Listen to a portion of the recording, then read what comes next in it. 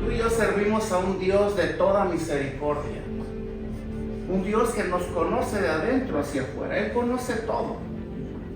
Él conoce la intención del corazón. Él conoce la motivación más grande de nuestra vida para hacer lo que hacemos, para creer en Él. Lo que Él más desea es que nosotros entendamos esto, que hemos sido tú y yo llamados a un camino, a un reino, más bien dicho, completamente diferente al terrenal, ¿sí? Al reino terrenal, por decirlo así, con principios completamente distintos, con mandamientos completamente distintos, con un estilo de vida completamente distintos y ajenos a la manera que el mundo los vive, que los incrédulos lo viven allá afuera. Por esa razón, en el contexto y la enseñanza de la semana pasada fue precisamente para poner ese fundamento en esta enseñanza, para poder entrar y ser introducido dentro de este reino celestial, porque aunque estamos en la tierra aún, la Biblia dice, estamos en el mundo, pero ya no somos de este mundo. Aunque estamos en esta tierra, tú y yo ya pertenecemos a un reino celestial, ¿sí? En el cual tú y yo hemos sido ya conectados con Cristo. Por esa razón es necesario, por eso Pablo en su contexto comienza diciéndole a este grupo de creyentes lo que leímos hace un momentito: hermanos, os ruego por las misericordias de Dios, ¿verdad?, que presentéis vuestros cuerpos en sacrificio vivo. ¿Por qué Pablo comienza con esta rogativa a estos creyentes? Porque ellos, para poder asumir y vivir y funcionar dentro de este reino celestial al cual ellos habían sido llamados, así como tú, es completamente distinto, y tendrían que adoptar algo nuevo, una modalidad de vida bajo un sistema completamente diferente.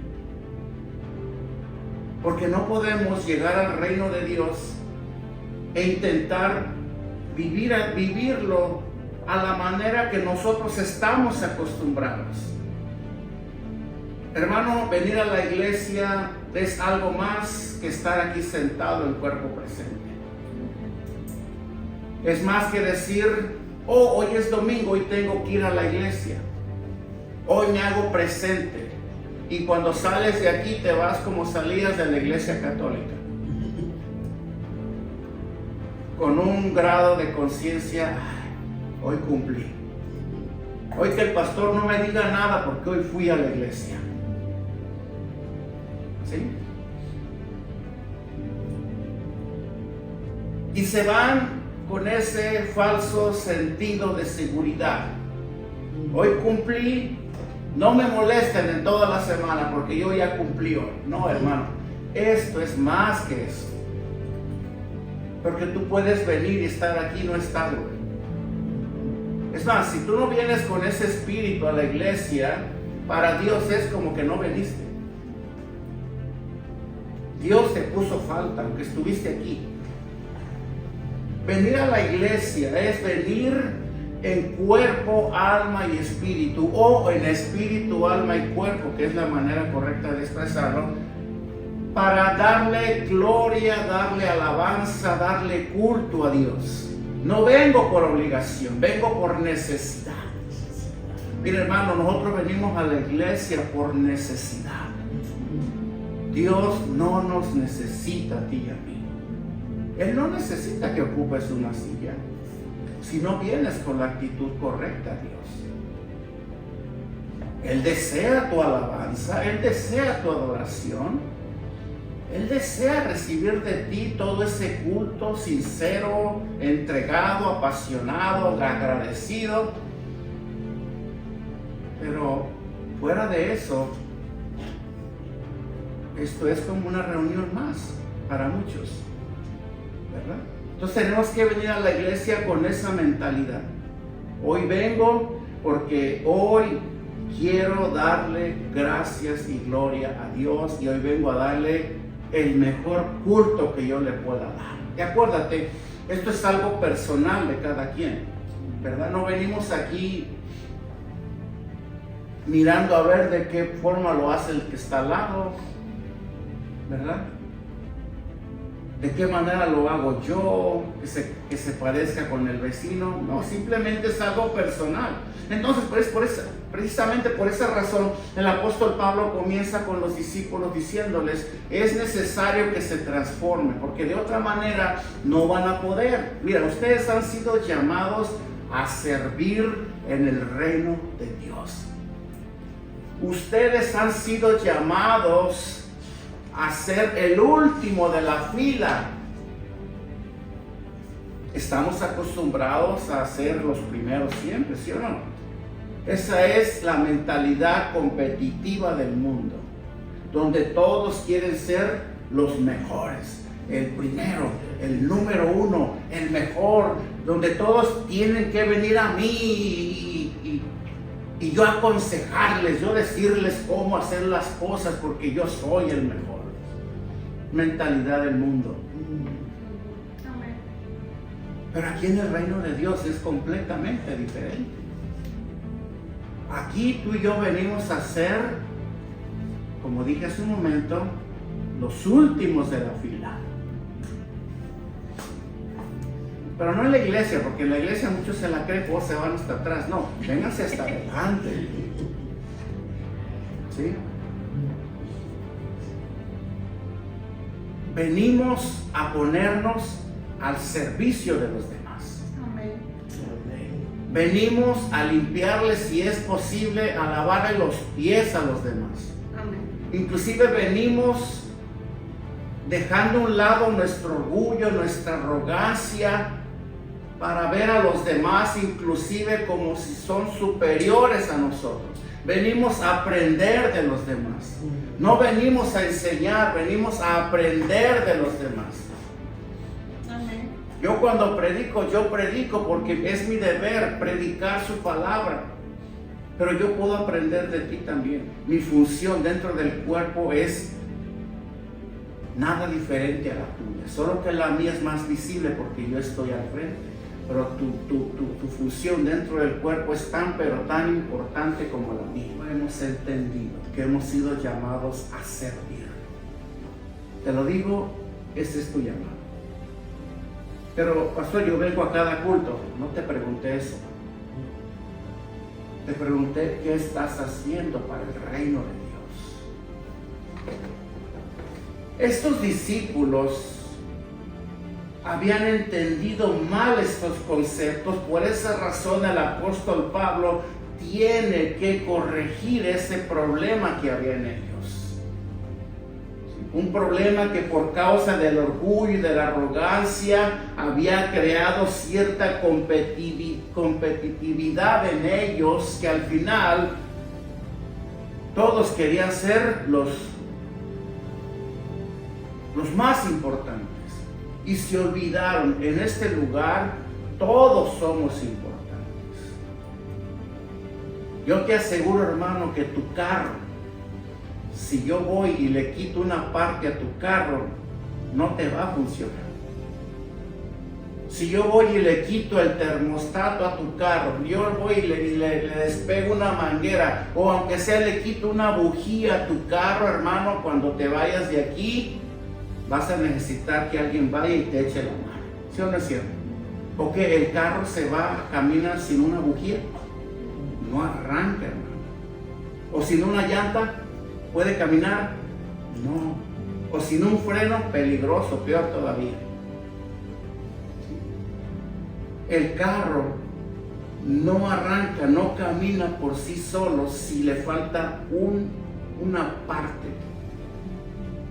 Bueno, la iglesia del Señor de igual manera. La iglesia del Señor no funciona, no camina, no avanza, no produce, no manifiesta el reino de Dios en la tierra si uno de los miembros no ha tomado su posición para la cual fue llamado. Este es el carro, hermano, de Dios. Nosotros estamos aquí para hacer lo que funcione. Amén. Nos necesitamos. Amén. Amén. Hermano, lo mencionado en el contexto de los dos versículos anteriores tiene igual validez y medida para todos los cristianos, ya que dentro de la unidad del cuerpo de Cristo hay diversidad de capacidades, de dones, de servicios, etcétera. Fíjense lo que dice el versículo 3, si Cristian lo pone. El versículo 3 dice, Pablo dice, digo pues, por la gracia que me es dada a cada cual que está entre vosotros, a cada cual, o sea, todos, esto no es solamente para el pastor o para los líderes, es para todos, que no tenga más alto concepto de sí del que debe tener, sino que piense de sí con cordura, conforme a la medida de fe que Dios repartió a cada uno. Pablo dice que no tenga concepto de sí mismo más allá o más alto que los demás. ¿Se acuerdan cuál era el problema que el apóstol quería corregir en la iglesia de Roma? El orgullo, la altivez. El orgullo y la altivez de espíritu, hermano, no nos dejan servir a Dios. Porque nosotros venimos muy acostumbrados a que todos nos sirvan allá afuera. Venimos acostumbrados a eso.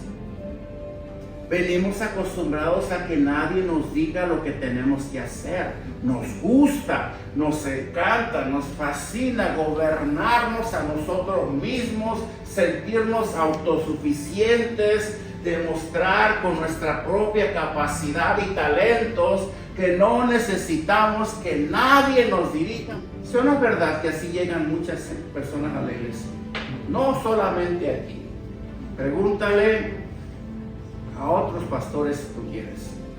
Hermano, este es el mismo problema con el que muchos pastores también están lidiando.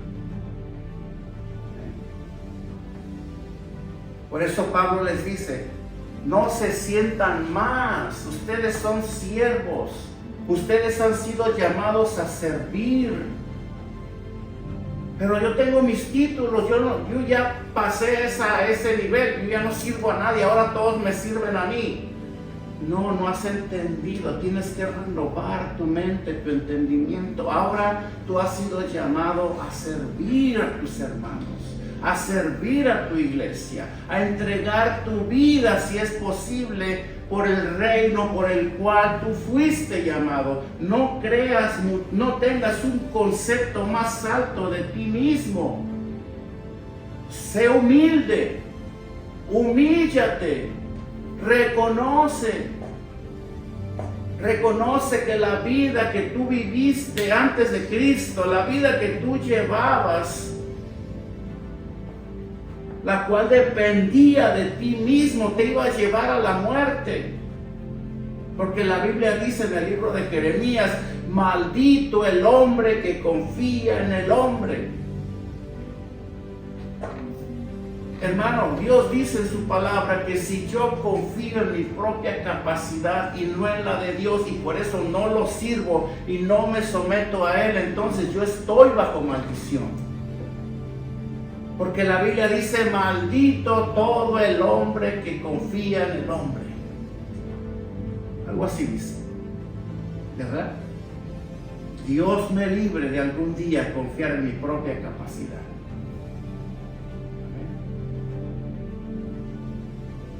Hermano, por la pura gracia y misericordia de Dios yo he sido liberado en su mayor parte de este daño, de este mal, porque yo, dentro de mi vida secular,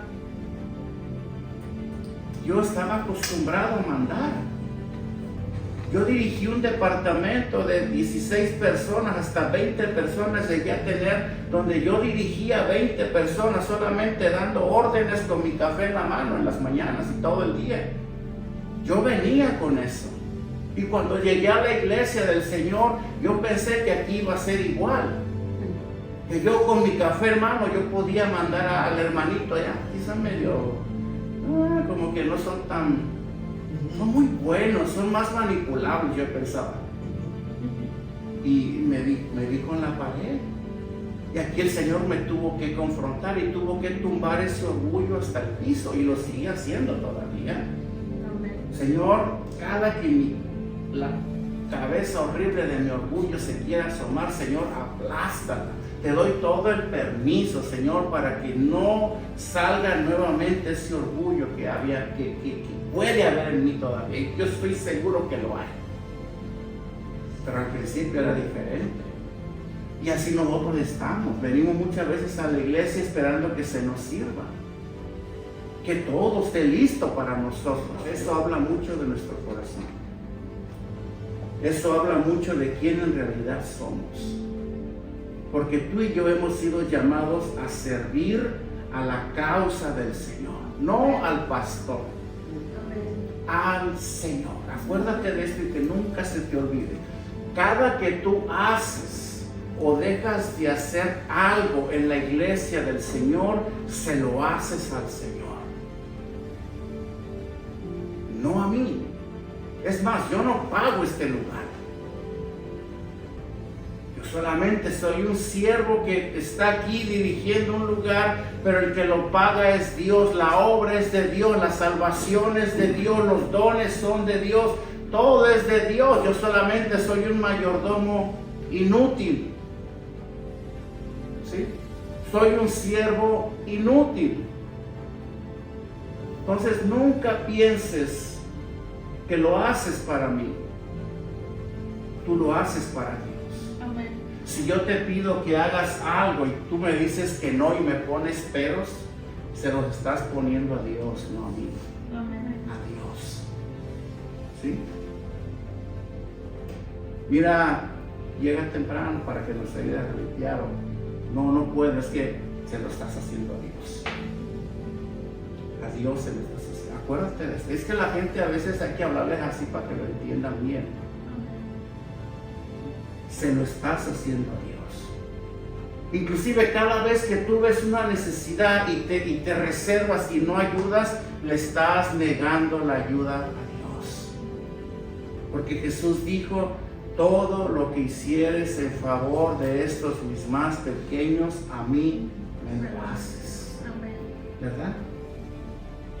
Entonces vemos al apóstol Pablo, el mismo versículo 3, haciendo una exhortación: por la gracia que me es dada.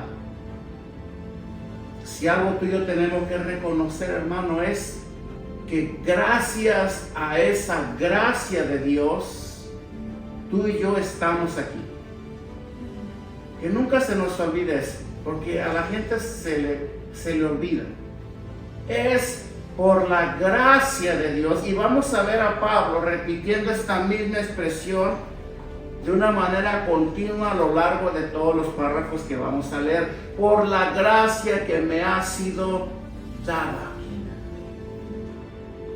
Hermano, por la gracia que a mí me ha sido dada, yo predico su palabra. Pero Pablo no se refería con esta expresión a la salvación, a la gracia que salva, por la cual somos salvos. Pablo se refería a la gracia del apostolado que él había recibido. Que por cierto, por eso muchos hasta en la actualidad pelean ese título, aunque ya no está vigente. Y todo el que se constituye apóstol hoy en estos últimos tiempos es un falso, un mentiroso. Ese ministerio cesó hasta Pablo. Era y es el rango más alto dentro del reino de Dios. Porque lo que un apóstol establece y constituye es como si Dios mismo lo constituyera. Por eso es muy peligroso escuchar a los apóstoles modernos de hoy en día. Porque todo lo que Pablo decía era directamente de la boca de Dios. Y si un apóstol lo establecía así dentro del clérigo, era que se tenía que hacer. Si un apóstol llegaba y decía, a partir de hoy a todas las viudas se les va a dar una ofrenda mensual, se tenía que hacer. Y hay de aquel que se levantara con decir, no, Pablo, tú estás mal, yo creo que... o que se rebelaran, porque el juicio venía inmediatamente sobre esa persona. Por eso Dios en el Nuevo Testamento, aún en el Nuevo Testamento, la rebelión era juzgada casi instantáneamente, ¿sí? Contra la rebelión a la autoridad. Hoy se ha perdido mucho eso, hermano. Porque si el pastor te pide algo, si te da la gana le dices que no. Pero antes, hermano, juicio caía sobre esas personas. ¿Se acuerdan de Ananías y Zafira? Sí. Algo anda mal, sí, algo anda mal. No se les enseña a la gente en el temor de Dios.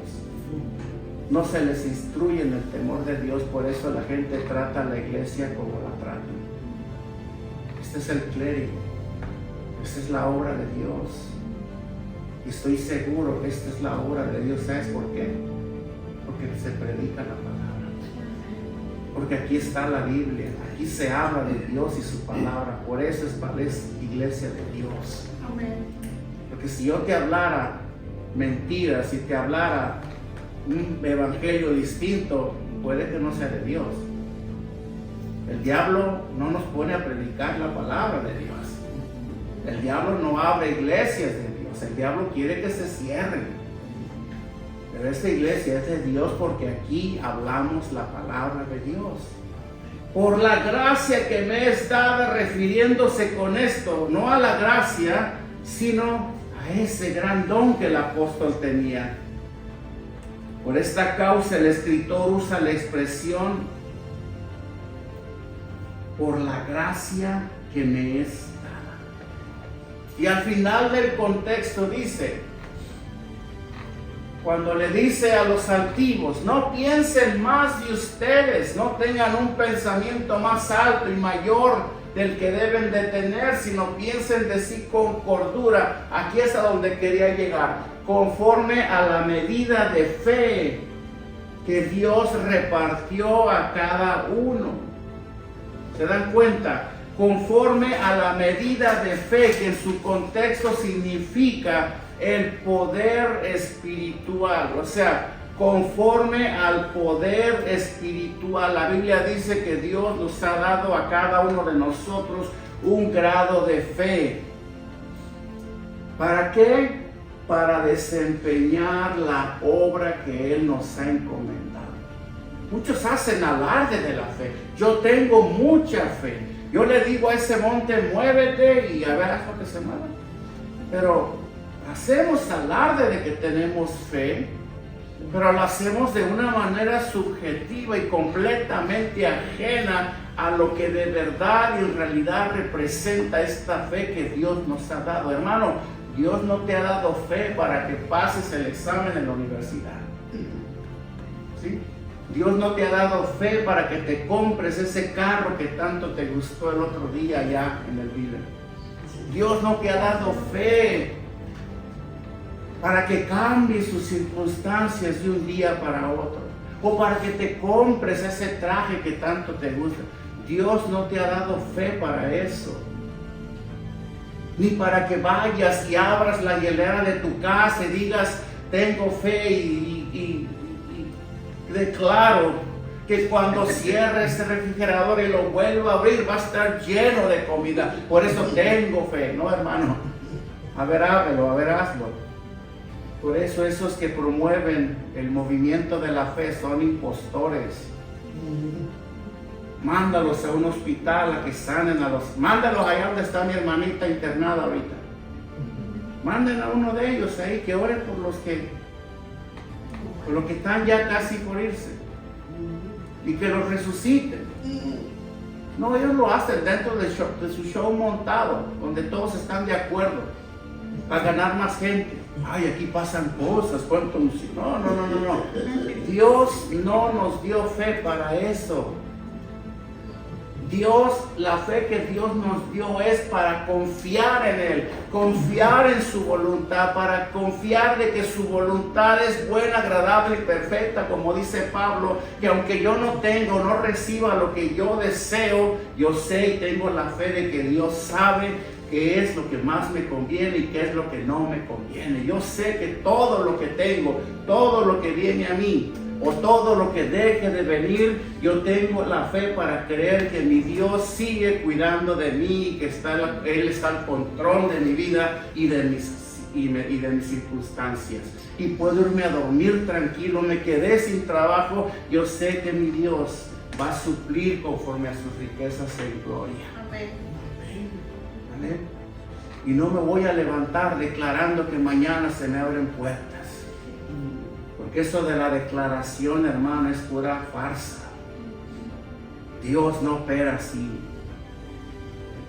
Tengo fe para desempeñar la función que Dios me ha dado, para que yo desempeñe dentro de su reino. Para eso tengo fe.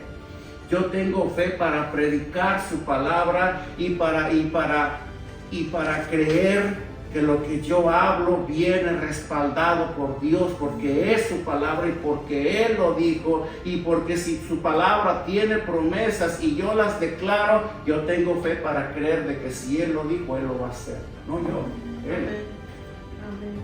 Él. Para eso tengo fe. Eso es lo que significa poder espiritual que Dios le ha dado a cada cristiano para que pueda cumplir, oíganlo bien, para que pueda cumplir su responsabilidad. Te digo una cosa, hermano, tú y yo tenemos una responsabilidad dentro de su reino, quieras o no. Sigue haciendo como que no es contigo el asunto hoy, pero yo te digo en esta mañana, tenemos una responsabilidad con Dios. ¿Amén? Este poder, el poder espiritual que representa la fe para cada creyente, se da en la medida que el desempeño de cada servicio requiere dentro de la iglesia. ¿Amén? O sea, lo que Dios quiere que tú hagas para su reino, Él te ha dado el grado de fe para que lo hagas. Confiando. Oye, ¿por qué no un día no compartes un estudio en casa con tu familia? O júntate un grupito de mujeres.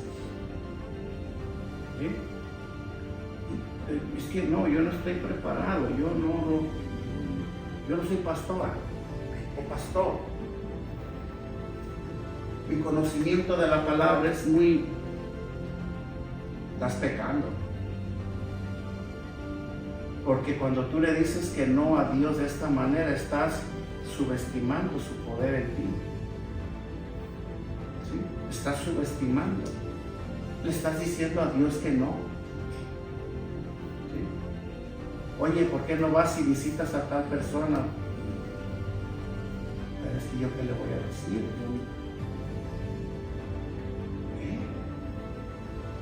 Mira, la Biblia dice que Dios no nos da pruebas más grandes de las que podamos soportar. El día que a tus oídos llegue una encomienda de tu iglesia, es porque viene de parte de Dios. Y si viene de parte de Dios, es porque Él de antemano ya sabe que te ha preparado y te ha equipado para que vayas y la cumplas. Porque Pablo dice, conforme a la medida de fe que cada uno ha recibido. Mateo 13:12 dice, veamos qué dice la palabra.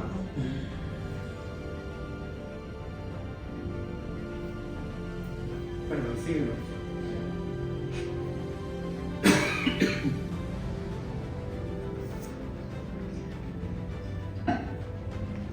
Porque a cualquiera que tiene, se le dará y tendrá más. Pero al que no tiene, aún lo que tiene le será quitado. ¿Sí? En su contexto habla de los talentos. ¿Sí? No habla de que si tienes mucho, Dios te va a dar más. ¿Sí? No habla de que si tienes poco dinero y no le crees a Dios, Dios te lo va a quitar aún más. Te va a mandar a la... ¿Qué clase de Dios es ese que presentan hoy en día cuando hablan de este versículo? Aquí está hablando que si tú te mueves dentro de ese don y de esa función que Dios te ha dado, con ese grado de fe que Dios te ha dado para cumplirlo, y si lo haces diligentemente, apasionadamente, adivina qué, Dios te va a dar más capacidad. Dios te va a dar, vamos a usar esta palabra, Dios te va a dar más unción para que lo hagas. ¿Sí? Dios te va a dar más capacidad. Dios te va a aumentar la capacidad. Hoy vas y le compartes a una persona y lo haces con esa pasión y lo haces diligentemente y nunca dices que no, nunca pones pero. Vas y al rato Dios te pone otras 2, otras 3, otras 4, otras 5. Dios aumenta tu capacidad. Dios aumenta tu provisión también para que lo hagas cada vez con más excelencia. Pero si tú eres de los que les dice a Dios que no y le pones peros a Dios, adivina que aún el don que Él te ha dado te lo va a quitar. Te lo va a quitar. Va a estar estéril como la higuera. ¿Sí? Tú decides, yo decido. ¿Sí? Hermano, para mí no es fácil predicar su palabra porque sé lo que me cuesta. Más cuando lo predico de esta manera. Pero ¿sabes qué? Yo quiero más de Dios. Yo deseo recibir más de Dios. Más poder, más denuedo para hablar. No sé, más pasión. Yo deseo eso de Dios. Porque yo quiero recibir más de Dios. Porque no quiero que el día de mañana Dios me diga, como tú tenías temor y te intimidabas por los hombres, por eso no decían las cosas como son, como yo quería que las dijeras, venga para que ese don, pongo a otra. Eso va a pasar con nosotros. Pregúntate, ¿cuál es ese don que Él te ha dado? ¿Cuál es esa habilidad que Dios te ha dado? ¿Cómo lo estás usando? ¿Lo estás usando? ¿No? ¿No? ¿Cuánto tiempo llevas ya? Prepárate porque puede que ese don a lo mejor te va a ser quitado o ya te fue quitado. Por eso no haces nada para Dios. ¿Sí? Por eso no estás haciendo nada para Dios porque ese don ya se apagó. Ya Dios te lo quitó.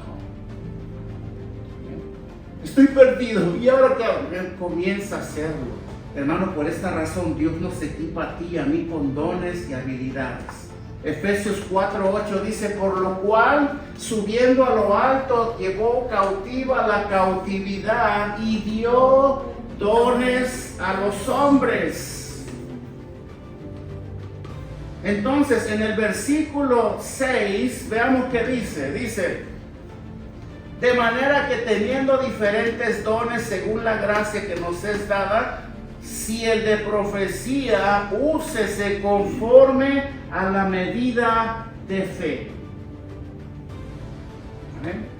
Aquí el apóstol Pablo está aludiendo a la variedad de dones existentes. Primero apunta, si nos dimos cuenta, al don de la profecía.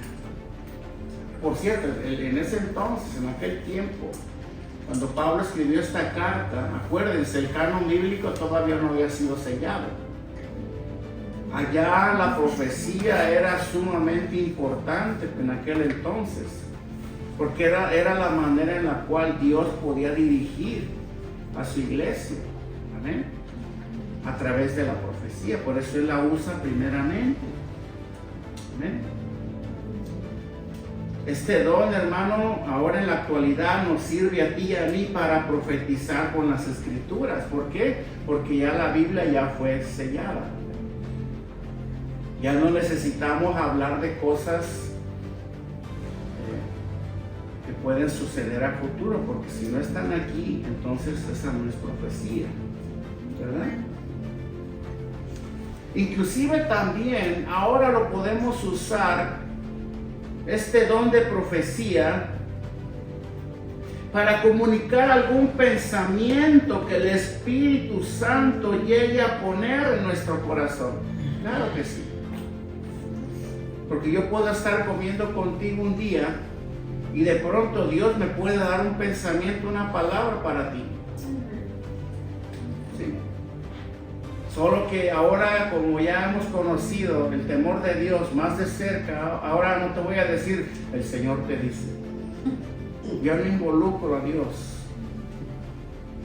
Aunque quizás tengo la certeza de que es Dios el que me está diciendo, o hacer un comentario que para ti venga a hacer clic en ese momento, o lo que ha pasado. Oye, dijiste algo que de verdad, como que Dios me habló. Bueno, lo que pasa en la predicación también. Solo que aquí sí te digo, Dios te dice, porque es su palabra, no lo que sale de mi subjetividad. Mira, ¿sabes qué? Tengo un sentir en mi corazón, que es la manera que ahora yo lo hago. Porque no quiero comprometer a Dios tampoco, no porque dude que Él puede hablar y puede hacerlo, pero tengo temor de Dios y yo sé que cuando es de Dios va a haber efecto, si no, pues mejor me reservo. Tengo un sentir. Con mi charla te bendigo de alguna manera. Ustedes muchas veces sin darse cuenta, los que conviven bien de cerca con nosotros, sin darse cuenta, ustedes a veces dicen cosas o usan expresiones que nos bendicen. Y se fueron y nunca se dieron cuenta que dijeron. Pero sí te lo digo sinceramente, ustedes han dicho cosas que personalmente a mí me han bendecido. Y han venido a ser como confirmación y guía de lo que debo de hacer en una situación. ¿Ya? Y no te oigo decir Dios te dice, ¿verdad? No, porque eso es otra cosa. Esa es otra cosa. Muy bien. Ahora, en el versículo 7, Pablo dice, veamos qué dice.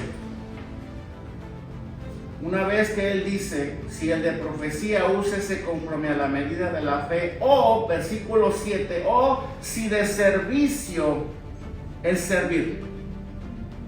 O, Pablo dice, o el que enseña en la enseñanza.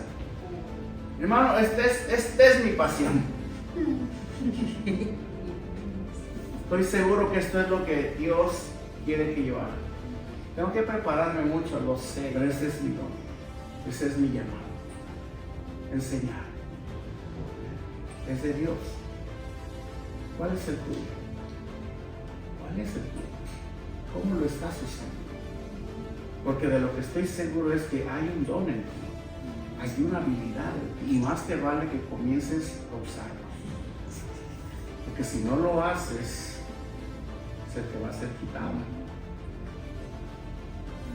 Y le darás cuenta a Dios por eso. ¿Cómo sé cuál es mi don? ¿Te has preguntado eso? Bueno, ¿cuál es mi don? Quisiera saberlo para ya comenzar de una vez, a ver, ¿qué hago?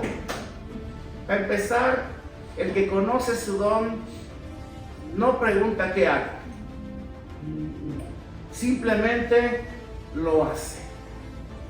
Lo que yo te puedo contestar, si tú me haces esta pregunta, es, si tú quieres conocer tu don, tu habilidad que Dios te ha dado, no lo vas a conocer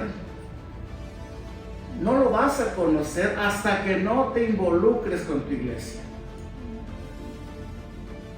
Si tú eres de los que llegan y se van, no vas a conocer ese don. No lo vas a conocer. Una cosa es venir a la iglesia y otra cosa es involucrarte con tu iglesia. Ese es bueno. A nosotros, desde el principio del llamado que Dios nos hizo, nosotros nos involucramos con la iglesia. Así, nuevecitos, luego, a ver, andábamos aquí, andábamos allá, mira, hay que hacer esto, ocupamos voluntarios, allá estábamos, hay que ir allá con un grupo, allá íbamos, una clase, una enseñanza, un retirito, allá íbamos, y no le poníamos pretexto a Dios. Nos involucramos, hermano. Y a través de esta involucración nosotros pudimos descubrir el don que había en nosotros. Por eso, si tú no te involucras con tu iglesia de esta manera, si tú solamente termina el culto y te vas y no te veo de aquí a 8 días, hermano, te digo una cosa, no vas a conocer tu don. Ni siquiera vas a poder caminar dentro del plan y el propósito que Dios tiene para ti. Si no te involucras con tu iglesia, hermano, yo no sé. ¿Te acuerdas que te dije que iba a ser directo hoy? Sé que hay personas por causa de fuerza mayor, como mi hermanita que está ahí atrás, que está en un lugar, para ella es imposible. Pero Dios ve su corazón. Mira ella con todo su, ¿verdad?, su capacidad, su poder que hay en ella en estos momentos. Ella viene, ella hace un sacrificio bien grande en venir, hermano, de estar aquí. Pero ella quiere venir. Dios ve su corazón y Dios va a honrar su deseo, hermano. ¿Sí? Pero habemos algunos que todavía estamos bien, que podemos caminar bien, que podemos usar bien nuestros miembros para la obra de Dios. ¿Qué estamos haciendo? ¿Sí? De hecho, hermanos, si un cristiano no se involucra nunca va a saber con qué Dios lo equipó. Te digo por qué, porque esto se descubre aquí y no allá afuera. Mira, tu patrón no te va a decir con qué te equipó Dios para que lo sirvas. Tu madre no te va a decir cuáles son los dones que Dios te ha dado. Tu esposa, tu marido, a menos de que sea creyente consagrado, pero de otra manera nadie te va a decir cuál es el don que hay en ti. ¿Sí? Esto se tiene que ver aquí, por eso nosotros nos involucramos con nuestra iglesia, y cuando lo hacemos es aquí precisamente donde nosotros vamos a ver en ti ese don y te vamos a decir, hermano, hermana, siga adelante, hay un don en usted. Mire, hermano, hay un don en usted que cada que usted habla la palabra, algo se siente, algo sucede. Hermana, usted tiene eso de ir y orar por los enfermos, porque hemos visto en usted un amor, una misericordia. Porque cuando yo veo que algún hermanito allá se quejó de que le duele acá, como doña Borlotes, usted es la única que va y ora por él ¿me entiendes? O sea, eso se ve, hermano.